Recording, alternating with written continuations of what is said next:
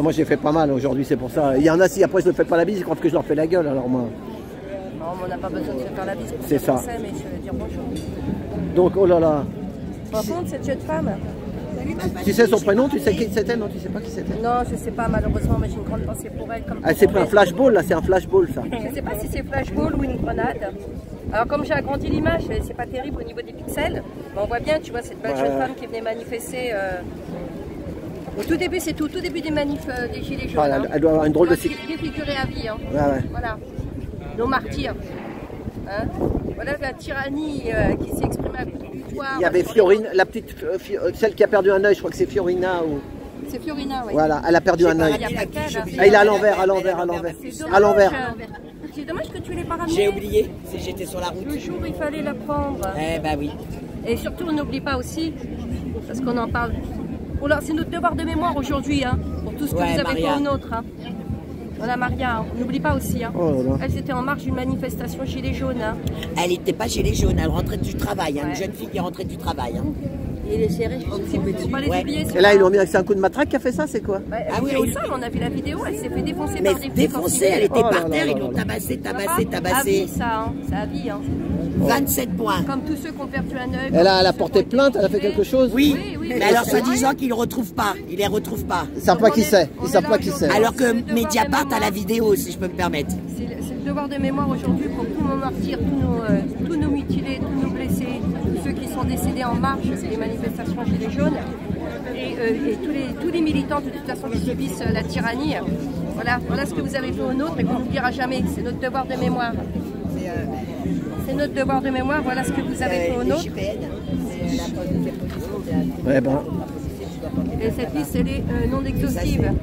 Sans parler à côté de cette répression invisible qu'on ne nomme pas parce qu'elle n'est pas visible, c'est-à-dire tous ceux qui ont été incarcérés au nom d'arbitraire, hein, tous ceux qui ont subi la répression financière aussi, et puis la répression au niveau de leurs droits familiaux, parce qu'il y a des militants qui ont été menacés, qui ont été perquisitionnés et qui se sont vus menacés de perdre leurs droits familiaux et leurs droits civiques. Il y en a qui ont perdu leurs droits civiques, hein, d'accord?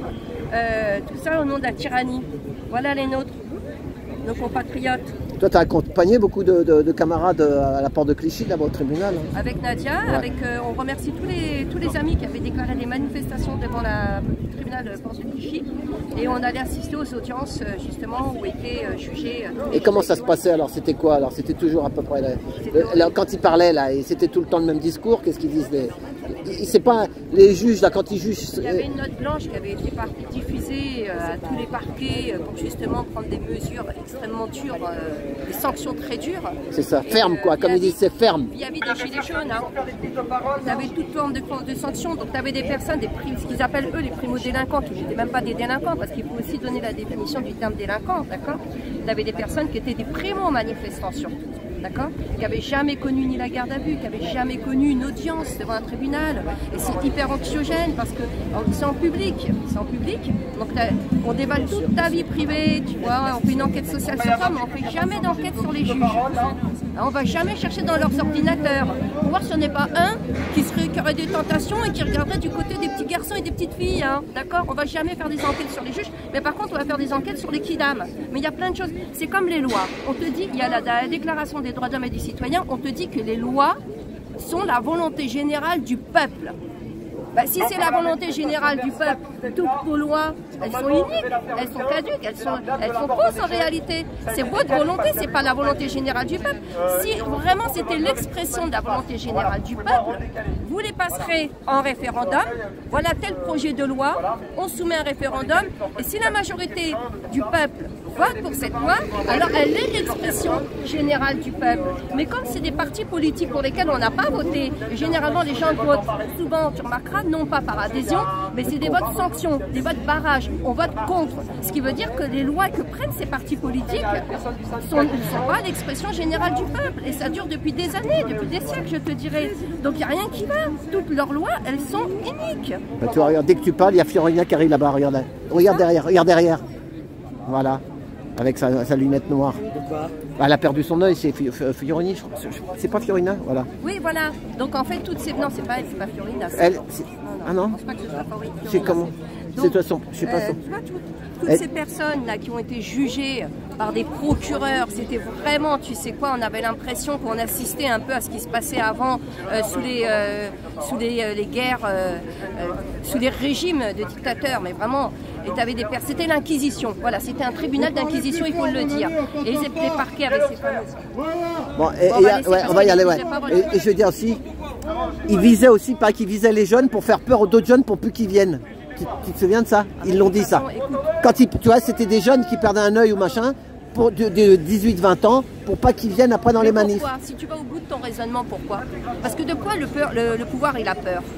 Toute la jeunesse, elle se retrouve dans la rue. C'est ça, voilà. C'est ça. Moi, personnellement, je dis c'est aux parents de protéger les jeunes, tu vois, parce que tu imagines les jeunes, là, il faut savoir qu'aujourd'hui, il y a au moins une dizaine de jeunes, si ce n'est plus, qui se retrouvent au commissariat dans le 19e. Depuis le début de la semaine, ils font des rafles devant les lycées, et puis ils ramènent les gamins en garde à vue dans les commissariats pour essayer de briser cette dynamique.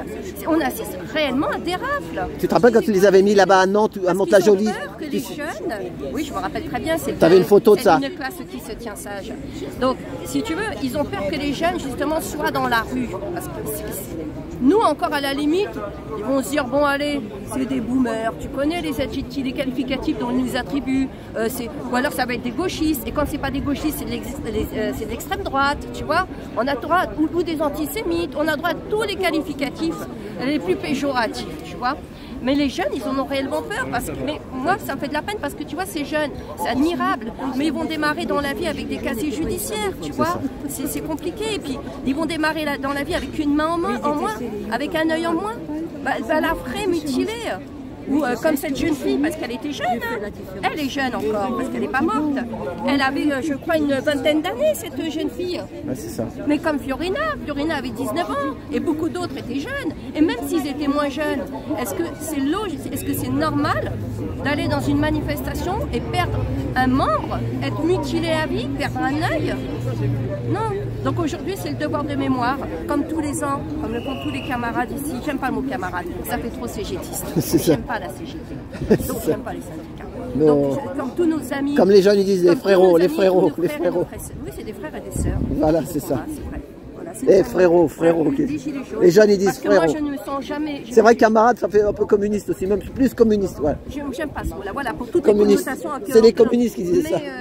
Oui, voilà. Et nous, moi, je n'appartiens qu'à une seule famille. J'appartiens, c'est un mot peut-être un peu fort, mais j'en connais qu'une seule famille, c'est la famille des Gilets jaunes. Voilà. Et je les aime, les Gilets jaunes. Eh bien, merci Fatih, merci. Merci à toi. Voilà.